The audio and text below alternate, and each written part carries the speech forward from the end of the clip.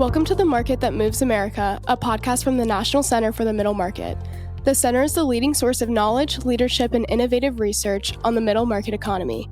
Throughout our podcast, we will feature middle market leaders and stakeholders to hear their real-world perspectives on trends and emerging issues.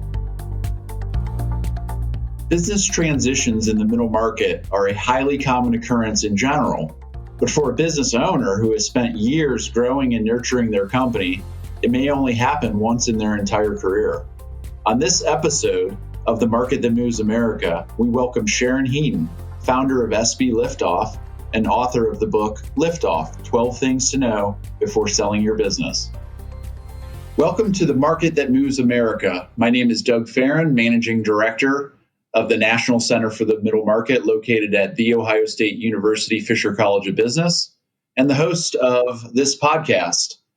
Today's conversation is with an M&A advisory company located in the nation's capital, Northern Virginia.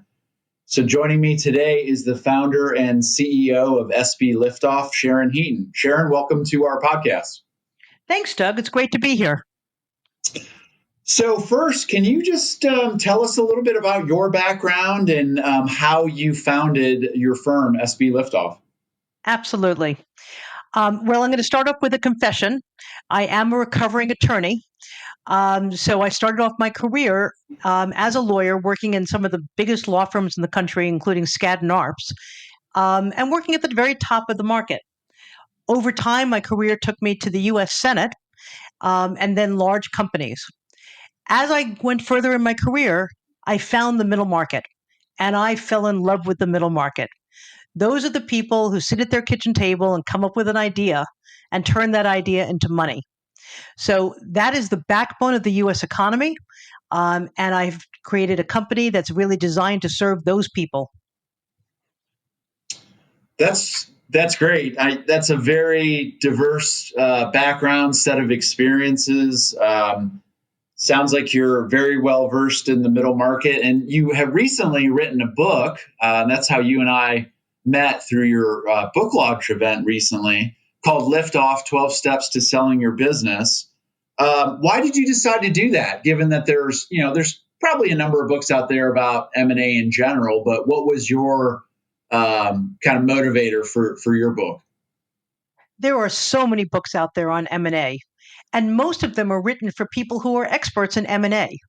What I wanted to do was to write a book for people who were smart, created a company, kept it going over a series of years, but may not have a lot of experience in M&A.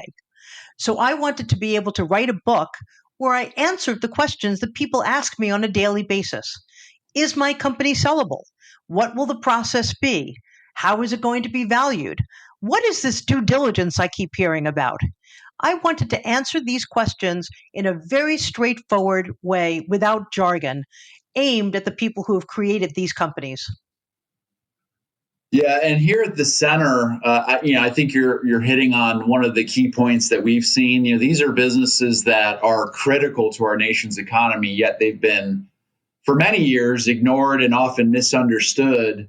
And there's not a lot of resources out there for them. So I think that's another important part of your book. What is your kind of perspective on that? Do you agree with that? I completely agree with that.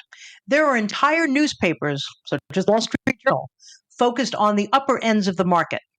And then there are entire people who are focused on truly the Main Street businesses in America that, might have 2 million, 3 million, 1 million of revenue, the corner store, or even smaller than that.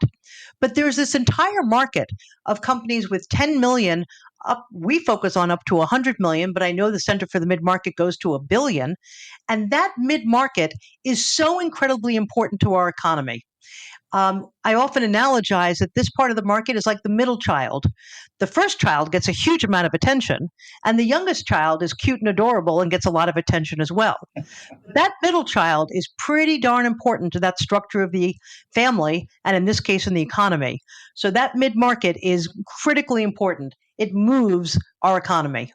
Yeah, absolutely. We use that same analogy, by the way. I love that middle child. And then speaking as a middle child, I can certainly relate to that. So let's talk a little bit about the book.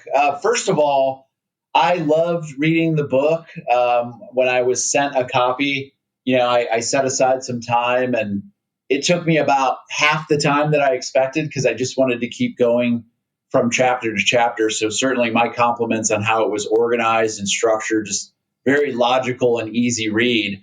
And one of the analogies that you use in there, selling a business, kind of like selling a house.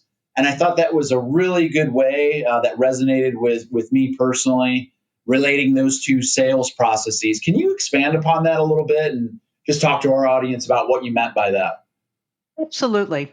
As I said, the book is really written for people who have not had a lot of experience in M&A, but most people have had some experience in buying and selling a house.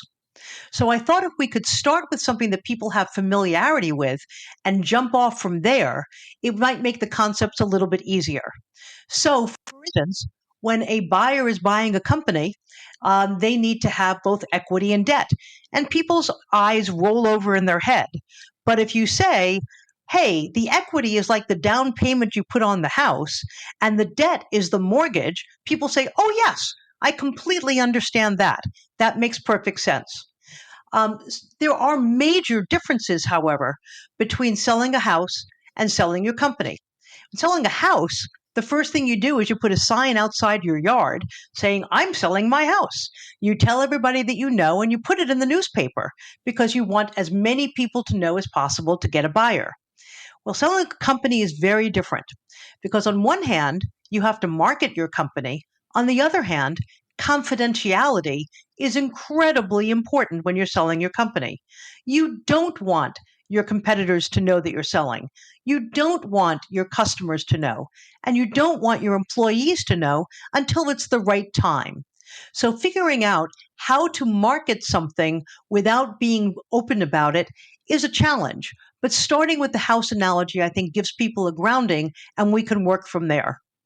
Yeah, agreed. Yeah, it was very, very helpful. And having never gone through this process myself, not having owned a business, it really put a lot of the key messages in perspective. Let's talk a little bit about emotions. I know one of the very early messages in your book is that owners looking to sell their business should be prepared for the fact that this is going to become quite an emotional process. And understandably, like these folks have spent a lot of blood, sweat, and tears to build this from an idea, like you said, maybe from their kitchen table, into something that is very meaningful and employs a lot of people. So talk to us a little bit about that emotional aspect. Absolutely. As you said, people have been raising their company as long as they've been raising their children. Um, you have a child, they're a baby, they're cute, they become teenagers at some point, God forbid. They leave the house and they go off to college. Well, your company kind of stays there. It starts off as a very small idea and grows over time. I find that business owners are emotionally attached to their company and they want to make sure that they're selling it into a good home. It's not just a question of a financial transaction, but it's making sure that their employees will be well taken care of, that their customers will continue to get the same quality of work. In addition, there's truly emotional things going on for the seller themselves. In the book, we talk about the fear and uncertainty that sellers have when they're selling their company. I had a deal a couple of years ago. Husband and wife formed this company again at their kitchen table and grew it to be over $100 million in revenue. It was a phenomenally successful company. They were very emotionally committed to this company and had not had a boss in many decades, actually. When I started to explain the due diligence process to them and the kinds of questions that would be asked, the husband turned to me at one point and said, we're not going to do this. We'll simply close down the company. I'm not going to go through that process. And I stopped and I thought about it for a second and I said, wait a minute. You're going to put hundreds of people out of work. You're going to give up the option to have a liquidity event that was really quite substantial for you and your family because you don't want to be asked questions. And I realized it was a question of fear and uncertainty, feeling like he was going to be judged and found inadequate. So I needed to confront that with him so that he could understand that that was simply part of the process. There's a battle of the brains going on, a battle of the emotions versus the head. And both sides have an important role in this process. We need to understand the emotions that are going to go on and not simply wish them away. Yeah. So what was the outcome of that client that you referenced, the husband and wife? What happened there? They had a fantastic transaction. Took us a little time to get it done. Yeah. I get phone calls from them from all around the globe. My most recent phone call from them was from Antarctica. When I speak to them, the first question is, what continent are you on?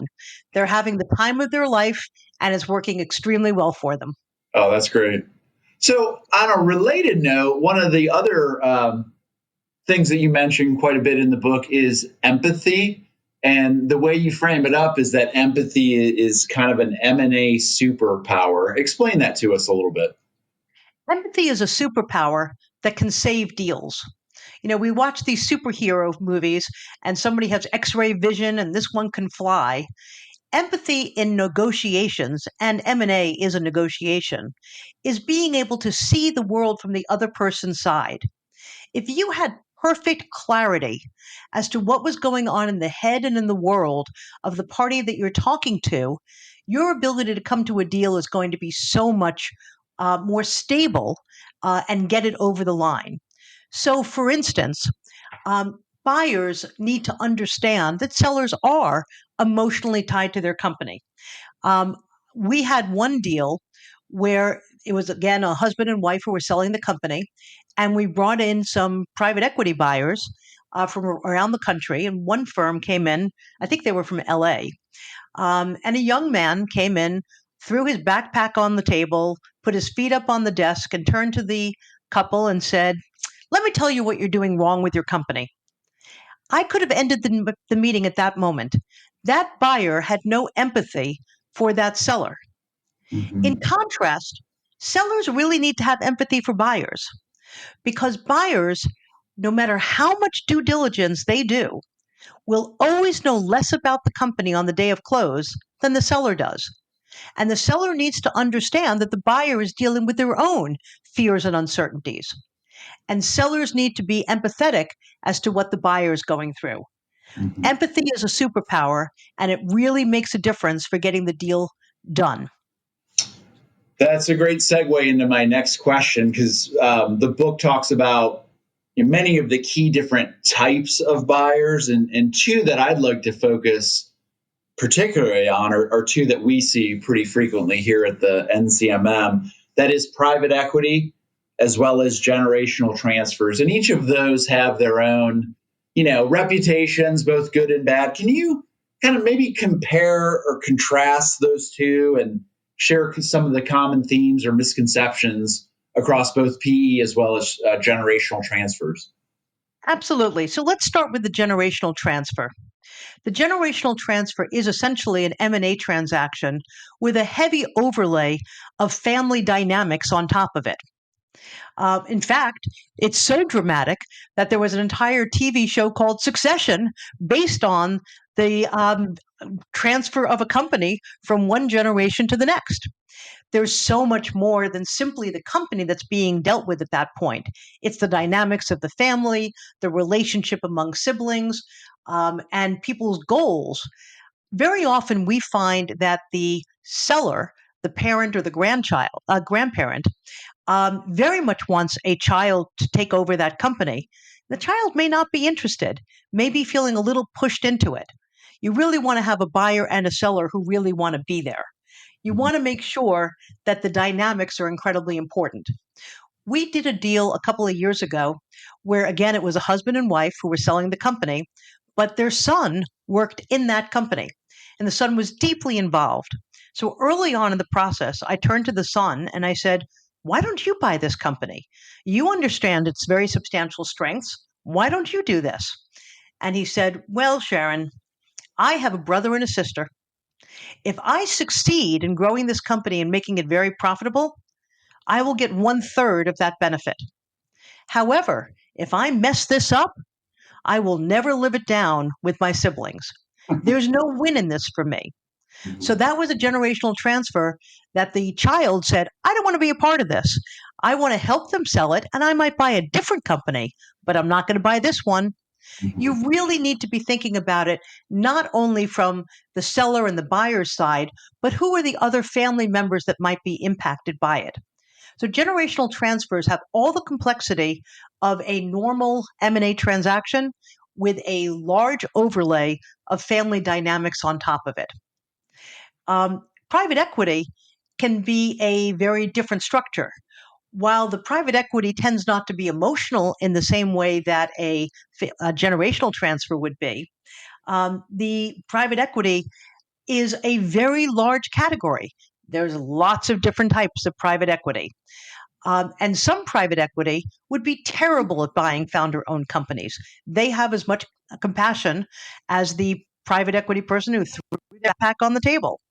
And others are completely aware that founder-owner companies that have grown to a certain level are wonderful platforms to then be able to grow from there.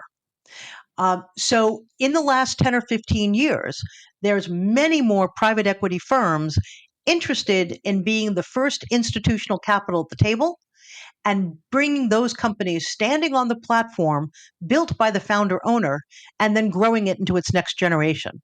So there are lots of dynamics in a private equity deal, but you've got to make sure that you're dealing with the right private equity firm. Right.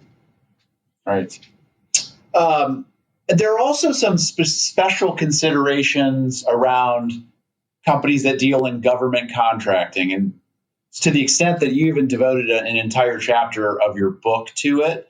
And when we met earlier this year to talk about that, and we were just outside of DC, kind of talked about some of those different set of rules for GovCon type companies. Can you tell us more about that? Absolutely. Government contracting is, in fact, its own sector of the industry. sbLiftOff, my firm, really focuses on federal government contractors, but many of the same issues hold true for state and local contractors as well. There are upsides, such as the federal government, contrary to notions, pays its bills. Our clients almost have no bad AR. On the other hand, the cycle of getting work is completely different than it is in the commercial sector. Another major difference is that in government contracting, there are what's known as set-aside companies. Companies that are women-owned, owned by veterans, small businesses, etc., and they're given certain types of contracting advantages over larger companies.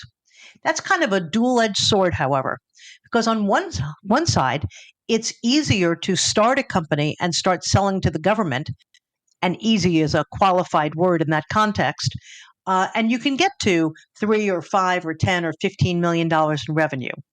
However, one of the major differences is that in the normal commercial market, as your company gets bigger, it generally becomes more stable, and the EBITDA multiple, the mechanism for valuation, goes up.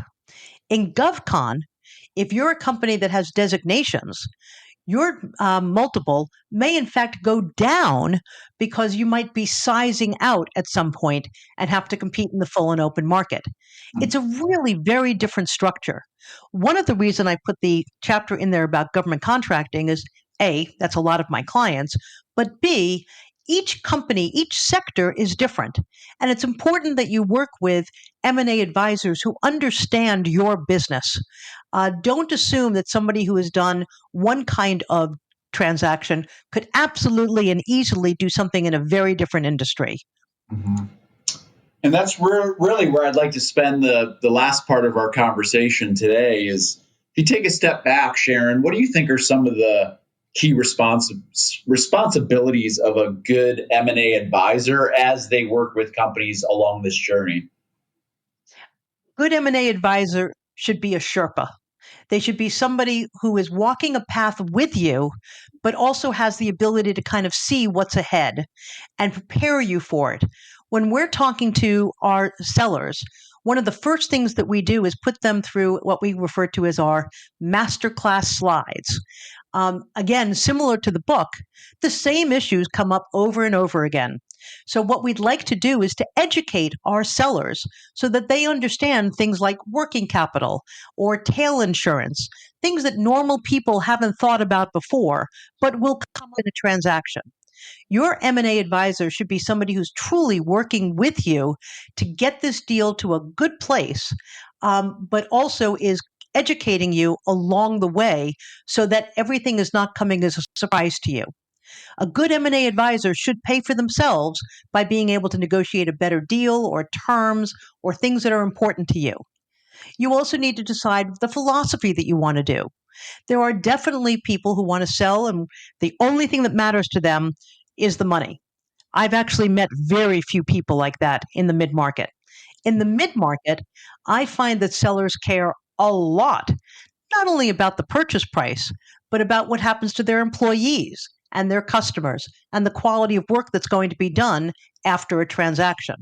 So a good M&A advisor should start off by listening, understanding what that seller is trying to achieve, and then try to help the seller achieve those goals, because that's really what matters. Right. Well, what comes next for you? Now, the book has been out. It's doing very well. So what can we expect from both you, Sharon, as well as sbLiftOff in terms of content, guidance, knowledge to help middle market business owners? Well, Doug, I think the work that's being done by the Center for the Mid-Market is incredibly important, and we're honored to be associated with you.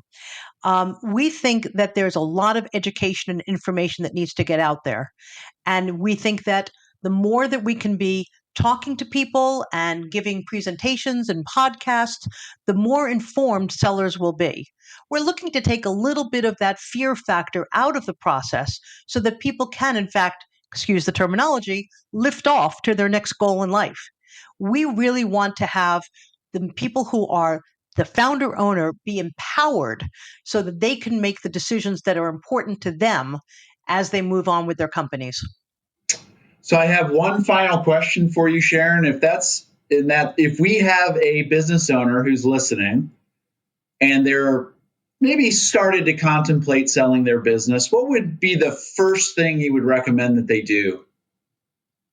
Well, I think that the first thing they should do is actually read the book. Of course. Because I think that it's a pretty darn good overview. And it's called Liftoff, 12 Things to Know Before You Sell Your Company. But truth is, start talking to business owners who have sold. Start talking to different M&A advisors. I believe that the time to start thinking about selling your company is not when you're ready to leave your company, but several years in advance.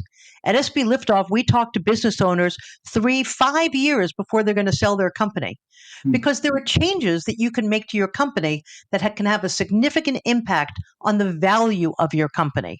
And it's hard to do that if you're basically on your last nerve ending and you absolutely need to sell immediately. If you still have some gas in the tank, then you really want to be working on it when you have that energy to make the changes that will really create value for you and your family. Yeah, wonderful advice.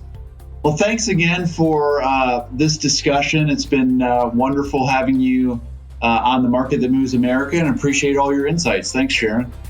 Thank you, Doug.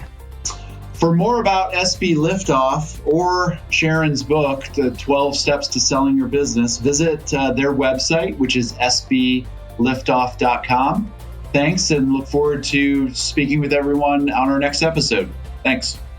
Thank you for listening to The Market That Moves America. Never miss a new episode by subscribing anywhere podcasts can be found. You can also subscribe to our email newsletter at middlemarketcenter.org.